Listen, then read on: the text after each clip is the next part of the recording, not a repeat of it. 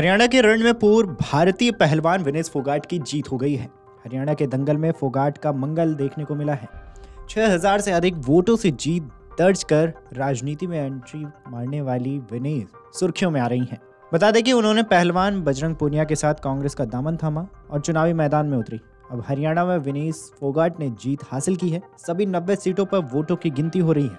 वहीं 5 तारीख को हुए मतदान के बाद अब सबकी निगाहें जो है वो जुलाना सीट पर टिकी थी, जो हरियाणा की प्रमुख सीटों में से एक है। इस सीट से विनेश फोगाट चुनाव लड़ रही हैं, जिनके सामने बीजेपी के योगेश बैरागी और आम आदमी पार्टी की कविता दलाल है। खैर, कौन है विनेश और कैसा है उनका सफर, चलिए विस्तार से बताते हैं।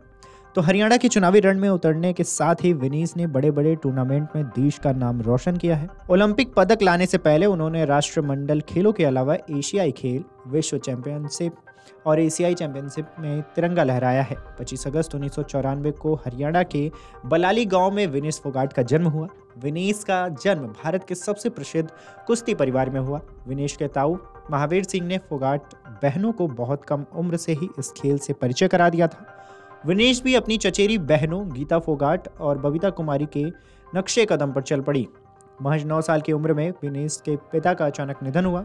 विनेश के ताऊ जी ने अपनी बेटियों विनेश को भी कुश्ती सिखानी शुरू की। लड़कियों को पहलवानी सिखाने पर फोगाट परिवार को समाज में ताने दिए जाते थे, लेकिन किसी ने पीछे मुड़कर नहीं देखा। 2014 कॉमनवेल्थ गेम्स में विनेश फोगाट ने अपना पहला बड़ा अंतर्राष्ट्रीय खिताब जीता। उन्होंने स्वर्ण जीता और ओलंपिक खेलों में कदम रखने के लिए आत्मविश्वास बढ़ा। फिर 2016 रियो ओलंपिक्स के क्वार्टर फाइनल में जगह बनाई। हालांकि उस दौरान वह पदक जीतने से चूक गई, लेकिन इसके बाद उन्होंने 2018 में राष्ट्रमंडल खेलों और एशियाई खेलों में स्वर्ण हासिल किया।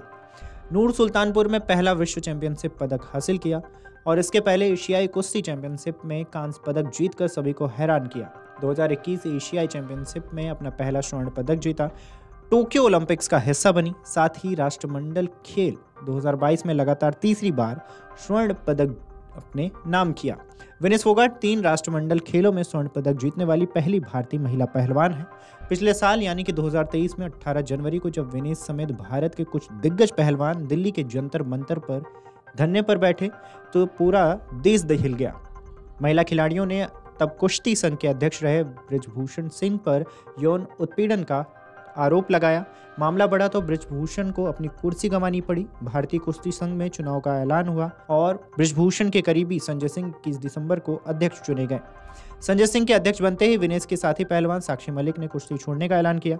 इसके बाद बजरंग पूनिया ने पद्मश्री लौटा दिया और पैरा पहलवान वीरेंद्र सिंह ने भी पद्मश्री लौटाने की बात कही। बाद में खेल मंत्रालय ने भारतीय कुश्ती संघ को निलंबित किया। तदर्थ समिति बनाई गई तो अंतर्राष्ट्रीय ओलंपिक संघ ने भारतीय कुश्ती संघ को निलंबित किया।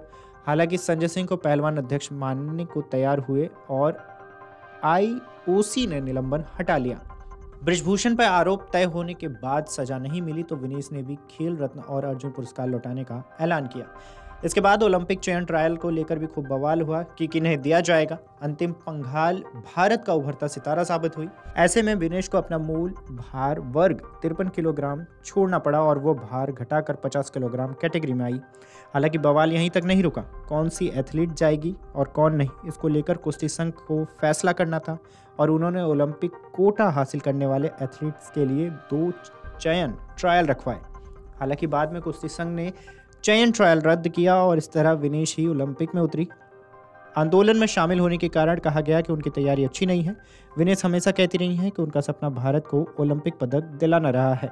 खैर, 2024 के पेरिस ओलंपिक में फाइनल मैच के दौरान 100 ग्राम वजन ज़्यादा होने की वजह से विनेश को खेलों से बाहर कर दिया गया, जिसके बाद फोगाट ने रेसलिंग से संन्यास की घोषणा की। हालांकि उनके संन्यास लेने की घोषणा से विनेश को भारत में लोगों से जमकर सहानुभूति मिली।